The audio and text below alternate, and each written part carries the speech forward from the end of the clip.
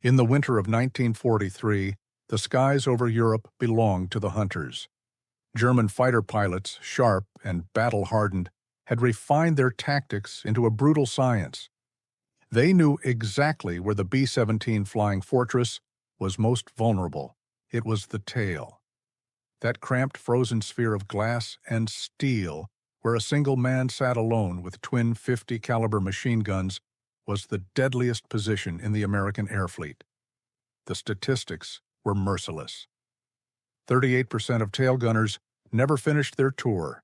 Survival meant making yourself small, conserving ammunition, and waiting for the enemy to commit to their attack before you fired back. This was the accepted doctrine drilled into every gunner from their first day of training. Defensive fire, measured bursts, stay alive by staying cautious. The tail gunner's role was to discourage, not to destroy, to survive, not to win. Then came Staff Sergeant Michael Donovan, a stocky farm boy from Iowa with steady hands and a theory his instructors hated. He refused to conserve. He refused to play defense. The gunnery school dismissed Donovan's approach as reckless, aggressive, and fundamentally suicidal. He refused to wait. But what they didn't understand was that this ugly truth and overwhelming offense was about to rewrite the rules of aerial warfare and turn the most vulnerable position in the sky into the most feared. The tail gunner's compartment was a coffin with a view, 7 feet of cramped space, separated from the rest of the crew by the narrow tunnel of the fuselage. At 25,000 feet, the temperature inside dropped to 40 below zero. The plexiglass frosted over. Your breath formed ice crystals on your oxygen mask, and through that frozen glass, you watched the enemy line up to kill you. Standard procedure was clear and unforgiving. When fighters approached, you retreated into your position, minimized your silhouette, and waited. You did not fire until the enemy was within 400 yards, an effective range for the Browning M2. You fired in short, disciplined bursts of 3 to 5 seconds to conserve ammunition. A B-17 tail turret carried 500 rounds per gun, 1,000 rounds total. That supply had to last the entire mission, and missions over Germany could stretch for 8 brutal hours. The mathematics of survival were equally clear. German fighters attacked from the rear because the tail offered the smallest defensive arc. A skilled pilot could approach in the blind spot below the tail, pull up sharply, and rake the fuselage with cannon fire before the gunner could even react. The MG-151-20 cannon on a Bf-109 could fire explosive rounds that would tear through aluminum like paper. One good burst, and the tail section would simply separate from the aircraft. Gunnery instructors at Kingman Army Airfield drilled the numbers into every trainee's heads. 38% of tail gunners were killed or seriously wounded before completing their 25-mission tour. That was higher than any other crew position, higher even than the ball turret gunner who hung exposed beneath the bomber's belly. The tail was where you went to die slowly, one frozen mission at a time. Michael Donovan sat through those lectures with his jaw set and his eyes cold. He was 22 years old, built like a wrestler, with hands that had spent years handling livestock and farm equipment back in Iowa. His instructors noted his excellent marksmanship scores and his troubling habit of expending twice as much ammunition as anyone else during training runs. When they confronted him, he offered a response that earned him 3 days of disciplinary duty. He said, "The dead gunners don't shoot back. Live ones do." Donovan believed the accepted doctrine was backward. Waiting for the enemy to commit to an attack run meant waiting for them to position themselves perfectly, to synchronize their approach, and to fire first. By the time the tail gunner responded, the initiative belonged entirely to the attacker. Survival depended on the enemy missing or breaking off, not on anything the gunner actually did. Donovan's instructors called him reckless. They said his aggression would get him killed and waste ammunition that could save his crew later in the mission. exposure, leaning into the guns, firing at maximum range, drawing attention to himself, was suicide. The entire training cadre agreed. Michael Donovan's approach violated every principle of defensive gunnery, and it would get him killed within 3 missions. He graduated anyway, assigned to the 381st Bomb Group, 8th Air Force, flying out of Ridgewell in England. His crew heard the rumors before he even arrived. The new tail gunner was a cowboy. Too aggressive. Wouldn't last a week. Pilot Captain Raymond Fletcher met Donovan on the tarmac in January 1944 and asked him a question. He asked if he could keep the fighters off their tail long enough to get the bombs on target. Donovan's answer was flat and final. "They won't get close enough to matter." Fletcher didn't believe him. No one did. But orders were orders, and the 381st was bleeding crews faster than replacements could arrive. If Donovan wanted to die quickly, that was his choice. The war didn't wait for anyone to be ready. March 6, 1944, dawned cold and clear over Ridgewell.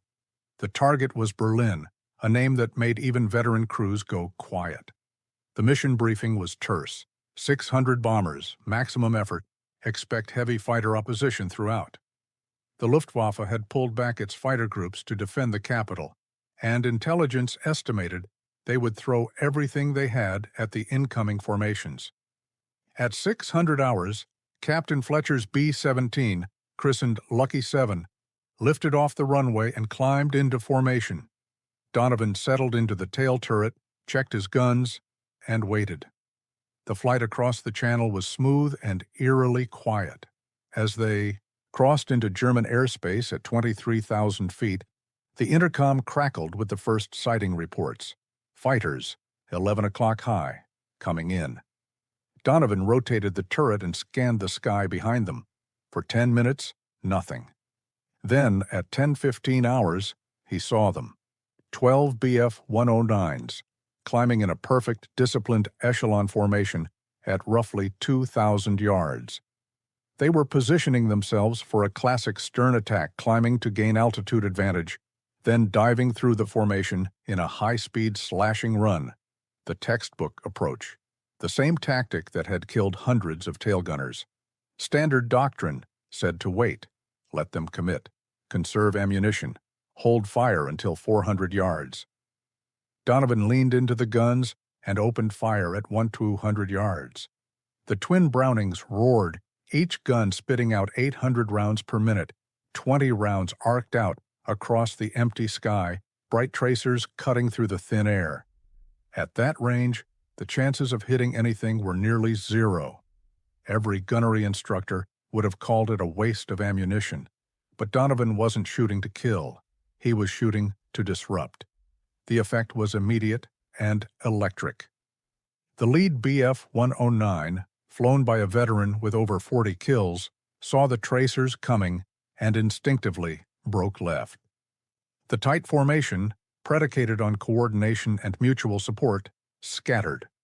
3 fighters peeled off high, 2 dove low, and the remaining 7 hesitated, their perfect approach dissolving into chaos. They were forced to defend before they could attack. The initiative had shifted. One pilot, more experienced or more stubborn than the rest, refused to break off. He held his approach, throttle wide open, diving toward Lucky 7's tail at 400 miles per hour. It was the aggressive move, the right move according to Luftwaffe doctrine. Close fast, fire a concentrated burst, and break away before the bomber's defensive fire could track you. But Donovan was already tracking him. The German pilot committed to his attack at 800 yards. At 600 yards, Donovan opened up again, this time with sustained fire. The Brownings hammered out a continuous stream of 200 rounds in 3 seconds, both guns converging on a single point in space. The volume of fire created a literal wall of lead, a cone of metal that filled the entire approach vector. The Bf-109 flew directly into it. At 500 yards, the first rounds hit, stitching across the left wing. At 400 yards, the canopy shattered. At 300 yards, the engine cowling erupted in smoke and flame. The fighter rolled inverted, trailing fire, and fell away into the clouds below. No parachute, no recovery. The veteran pilot, with all his skill and experience, had been overwhelmed by sheer volume and timing. The remaining 11 fighters broke off entirely. They didn't regroup. They didn't make another pass. They simply scattered into the defensive sky, unwilling to face the same wall of fire. Donovan had expended 250 rounds. He had destroyed 1 fighter and routed 11 others. The entire engagement had lasted less than 90 seconds. Over the intercom, Fletcher's voice was tight with disbelief. He called at Devon and asked him to confirm his status. Donovan's response was calm. There was a long silence. Then was asked again, "How much ammo did you use?" Donovan glanced at the ammo counters, responded that they had about a quarter, and they won't need more than that if they don't come back. True Tongass words, they didn't come back. Not for the rest of the mission. By April 1944, Michael Donovan's reputation had spread through the 301st like a ghost story. Crews requested him specifically. Pilots who had flown with him reported the same impossible pattern. Fighters broke off early, attacks were disorganized, and the tail remained clear. Some called it luck, others called it a fluke, but the veterans who watched him work knew better. Donovan had discovered something the Germans didn't expect and couldn't counter. That aggression itself could be a weapon, more powerful than accuracy, more devastating than firepower. It was the same principle that had confounded the Luftwaffe when they examined the Mosquito's wreckage in that muddy field outside Bremen. Just as the British had replaced aluminum with a simple glue that proved stronger than steel, Donovan had replaced defensive doctrine with simple, overwhelming aggression that proved stronger than the best German tactical finesse. He refused to react. He attacked first, and in doing so, he seized control of the engagement before it even began. The defining test came on April 19, 1944, during a raid on the ball-bearing factories at Schweinfurt. Intelligence had warned that the Luftwaffe was massing every available fighter for a maximum effort defense. The prediction proved grimly accurate. At 11:30 hours, as Lucky 7 approached the initial point, the sky ahead filled with enemy aircraft. Donovan counted them through the turret glass. 48 Bf-109s and FW-190s, stacking up in coordinated waves, preparing for a massed assault on the bomber formation. It was the nightmare scenario every gunner feared. A single fighter could be deterred, outmaneuvered, or overwhelmed. But 48 fighters attacking in coordinated waves could saturate the defensive fire and tear a bomber formation apart in minutes. Standard doctrine offered no answer. You simply held your position, fired when you could, and prayed your pilot could hold formation long enough for the fighter escorts to intervene. Donovan made a different choice. As the first wave of 12 fighters began their approach, run at 1,500 yards, he opened fire. The logic was brutal and precise. German fighter tactics depended on coordination, formations attacked in sequence, each wave covering the next, creating overlapping fields of fire that left the bombers no safe avenue of escape. That coordination required timing, spacing, and mutual awareness.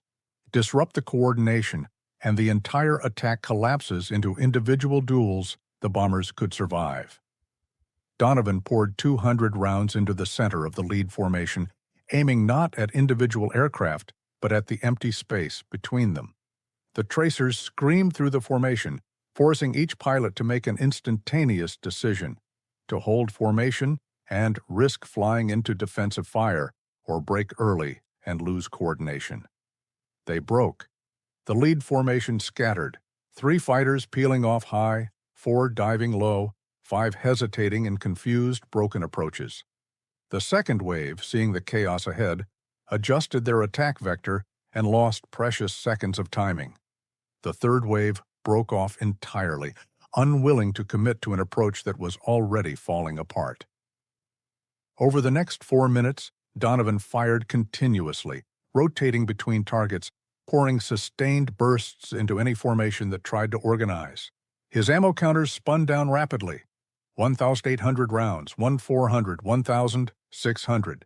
He was burning through ammunition at a rate that would have horrified his instructors, but the effect was undeniable. The sky around Lucky 7 remained clear. Fighters approached, fighters scattered, but none of them pressed home a sustained attack. At the 2-minute mark, he scored his second confirmed kill. A FW-190 that committed too hard to an attack run and flew directly into a 150-round burst that shredded its engine and cockpit. In 3 minutes, he damaged 2 more fighters badly enough that they broke off trailing smoke. After 4 minutes, his guns fell silent. The ammo counters read 0. He had expended all 2,000 rounds. The intercom crackled. "Tail gunner, status?" Donovan's voice was steady as he replied, "Guns empty, still tracking."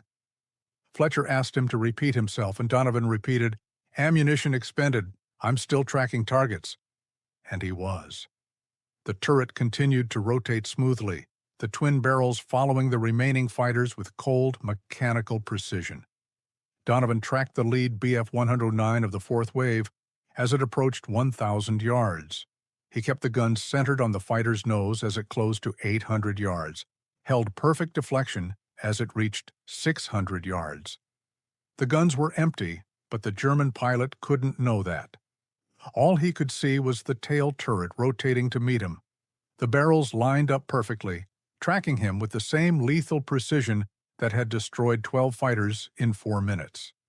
At 500 yards, the German pilot broke off. He rolled inverted and dove away, refusing to press the attack. The remaining fighters followed, scattering into the defensive sky. They didn't regroup. They didn't make another pass.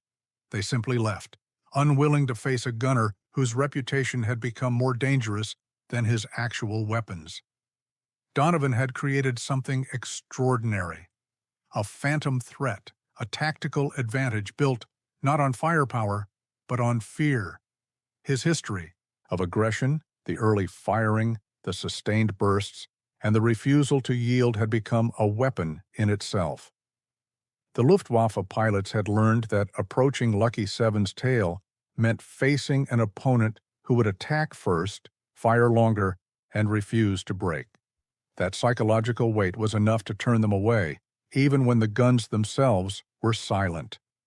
When Lucky 7 landed at Ridgewell 5 hours later, the ground crew found the tail turret scorching hot, the barrels nearly glowing, and the ammo cans completely empty. But they also found something else. No damage to the tail section, not a single bullet hole, not a scratch of cannon fire. Fletcher climbed out of the cockpit, walked back to the tail, and found Donovan sitting calmly, wiping down the guns. Fletcher asked him how many he got, and Donovan's answer was simple. He said, 12 broke off, 2 confirmed kills, rest won't be back. By May 1944, the 8th Air Force had taken notice. Tactical officers interviewed Donovan extensively, reviewed the gun camera footage, and studied the engagement reports. What they found defied conventional wisdom but matched the numbers. An aggressive, early defensive fire disrupted enemy coordination more effectively than conserving ammunition for perfect shots. The Air Force issued a revised tactical bulletin, quietly distributed to gunnery schools and combat units across England. It was never officially named, but within weeks, crews were calling it the Donovan Doctrine.